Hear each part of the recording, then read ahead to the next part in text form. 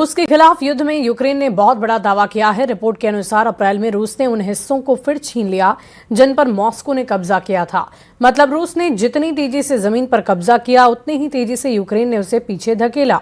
Moscow करीबन 116 वर्ग kilometre का नुकसान सह चुका है और अगस्त 2024 के बाद ये पहला महीना है जब रूस जंग में सबसे अधिक दबाव में है। इस रिपोर्ट को आप देखिए। Есть приказ. Подготовиться к совместным действиям. К совместным действиям готов. Проконтролировать правильность набора. Набор верен. Внимание, расчет. Вот. Есть вот. Приказ введен.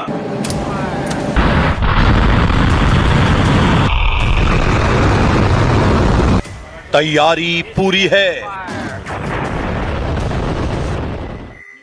कमांड सेंटर में बैठे कमांडर ने सब कुछ फाइनल कर दिया है। Правильность набора. Набор верен. Внимание, расчет. Вот.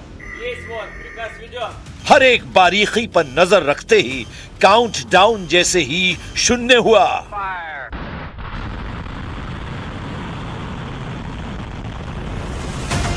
मिसाइल 7 समंदर पार करने के लिए तैयार हो गई। आसमान का सीना चीरते हुए मिसाइल तेजी से ऊपर की ओर बढ़ने लगी और यह मिसाइल कोई आम मिसाइल नहीं है। यह मिसाइल पूरी धरती का भविष्य बदल सकती है, किसी भी देश का भविष्य तय कर सकती है।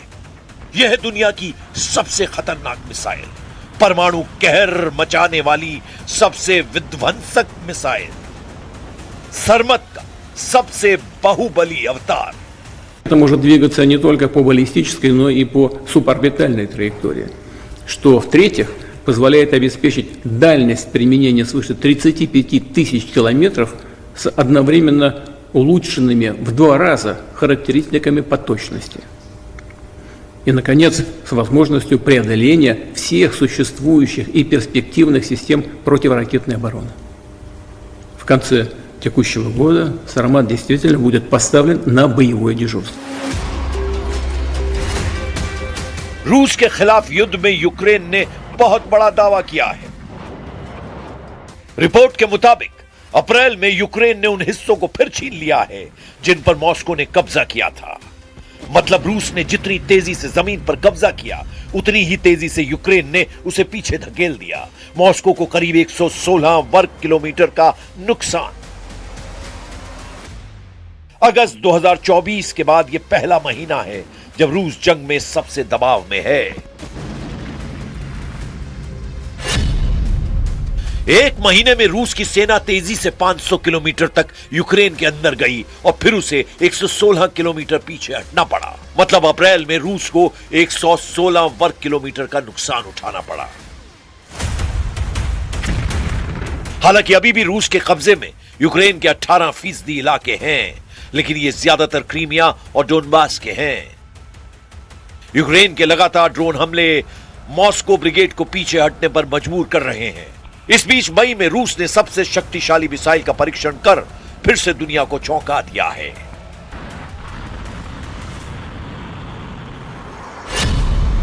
पूरी धरती का चक्कर 40,000 किलोमीटर में लगाया जा सकता है और इस मिसाइल की रेंज 35,000 किलोमीटर से ज्यादा है। मतलब इस मिसाइल की रेंज में अमेरिका, यूरोप, ऑस्ट्रेलिया और अफ्रीका तक हैं। यह मिसाइल धरती के किसी भी टारगेट को तबाह कर सकती है। इतनी लंबी दूरी की मिसाइल सिर्फ यूक्रेन को टारगेट करने के लिए तो नहीं बनाई गई है। क्या पुतिन ने अमेरिका और नाटो को बताने की कोशिश की है कि सुपर पावर वाली धौंस क्रेमलिन को कभी मत देना?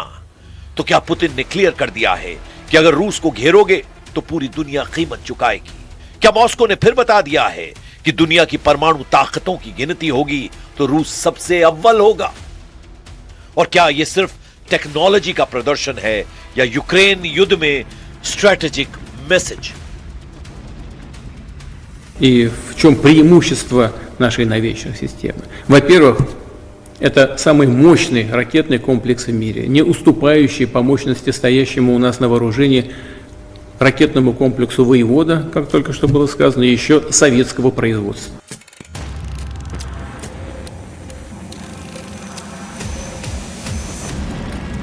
यूक्रेन के खिलाफ रूस 4 साल से युद्ध लड़ रहा है और अब दुनिया के सामने उसने परमाणु तबाही का सबसे बड़ा प्रदर्शन किया है।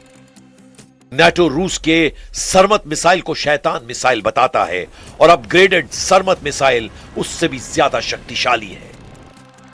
मॉस्को ने सरमत मिसाइल पर काम 2011 में शुरू कर दिया था।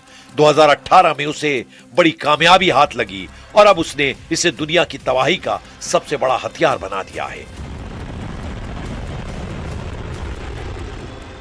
यह मिसाइल एक साथ कई न्यूक्लियर वॉरहेड ले जा सकती है, हजारों किलोमीटर दूर तक हमला कर सकती है और दुनिया की किसी भी मिसाइल डिफेंस सिस्टम को चकमा दे सकती है। सरमत RS-28 की नॉर्मल बैलिस्टिक रेंज 18,000 किलोमीटर है। FOBS यानी ऑर्बिटल रेंज 35,000 किलोमीटर से ज्यादा है। मतलब सैटेलाइट की तरह थोड़ी देर धरती के चक्कर लगातार भी टारगेट पर हमला कर सकता है। लंबाई 35.3 मीटर और डायमीटर 3 मीटर है। यह दुनिया की सबसे भारी बैलिस्टिक मिसाइल है, 208 टन। इसमें 3 फेज में लिक्विड फ्यूल भरा जा सकता है। सबसे खास बात यह है 10 टन का परमाणु बम अपने साथ ले जाने में यह सक्षम है। तो क्या पुतिन दुनिया को परमाणु युद्ध की धमकी दे रहे हैं? क्या यूक्रेन युद्ध अब परमाणु मोड़ की तरफ बढ़ रहा है? और ऐसा क्यों कहा जा रहा है कि सरमत की धमकी देकर 32 देश दहल जाएंगे? पुतिन का दावा है कि यह दुनिया का सबसे ताकतवर मिसाइल सिस्टम है। यह इतनी ताकतवर है कि इसकी मारक क्षमता पश्चिमी देशों की किसी भी मिसाइल से कई गुना ज्यादा है। Соединенных Штатов из договора по противоракетной обороне в 2002 году мы были вынуждены, хочу это подчеркнуть, вынуждены задуматься над обеспечением своей стратегической безопасности в условиях новой реальности и необходимости сохранения стратегического баланса сил. रिपोर्ट के मुताबिक रूस की ICBM यानी इंटरकॉन्टिनेंटल बैलिस्टिक मिसाइल जो परमाणु हथियार लेकर महाद्वीपों के पार हमला कर सकती है। यानी अगर रूस से छोड़ी जाए तो अमेरिका, यूरोप, ब्रिटेन सब इसकी रेंज में आ सकते हैं। और सबसे खतरनाक दावा, रूस कह रहा है कि सरमत हर मौजूदा और भविष्य की मिसाइल डिफेंस सिस्टम को भेज सकती है। रिपोर्ट्स के मुताबिक इसमें MIRV टेक्नोलॉजी इस्तेमाल की गई है, यानी multiple independently targetable re entry vehicles. सीधे शब्दों में कहें तो एक मिसाइल हवा में जाकर कई हिस्सों में बंट सकती है और अलग अलग टारगेट पर हमला कर सकती है। और यही वजह है कि नेटो इसे शैतान मिसाइल कहता है। रूस का यह भी दावा है कि सरमत पारंपरिक बैलिस्टिक ट्रैक पर नहीं है, बल्कि सब ऑर्बिटल ट्रिजेक्टरी से भी जा सकती है। यानी दुश्मन के रडार और डिफेंस सिस्टम के लिए इसे ट्रैक करना और मुश्किल हो सकता है। С 2025 года на боевое дежурство поставлен ракетный комплекс средней дальности наземного базирования «Орешник», который также может быть оснащен ядерными боеголовками. На завершающей стадии находятся работы над 2 комплексами с малыми ядерными двигательными установками, и это уникальные беспилотный подводный аппарат «Посейдон» и уникальная крылатая ракета глобальной дальности «Буревестник». अब सबसे बड़ा सवाल, क्या रूस की सरमत मिसाइल सच में उतनी खतरनाक है जितना रूस दावा कर रहा है? पश्चिमी देशों के कई एक्सपर्ट्स दावा कर रहे हैं कि रूस ने पहले भी अपने कई हथियारों को लेकर बड़े बड़े दावे किए, लेकिन जमीन पर तस्वीर अलग निकली। सरमत प्रोजेक्ट खुद कई सालों की देरी और असफल टेस्ट का सामना कर चुका है। रिपोर्ट के मुताबिक 2024 में इसके एक टेस्ट में भारी विस्फोट हुआ था, जिससे लॉन्च साइट पर बड़ा गड्ढा बन गया था।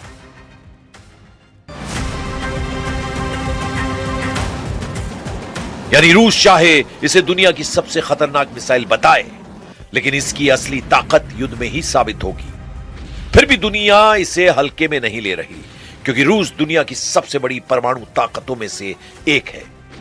उसके पास अमेरिका से भी ज्यादा परमाणु हथियार हैं। कुल मिलाकर पुतिन की न्यूक्लियर कमांड इस वक्त पूरी तरह एक्टिव है। वो अपने तमाम खतरनाक न्यूक्लियर हथियारों और उनके डिलीवरी सिस्टम को बार बार परख रहे हैं।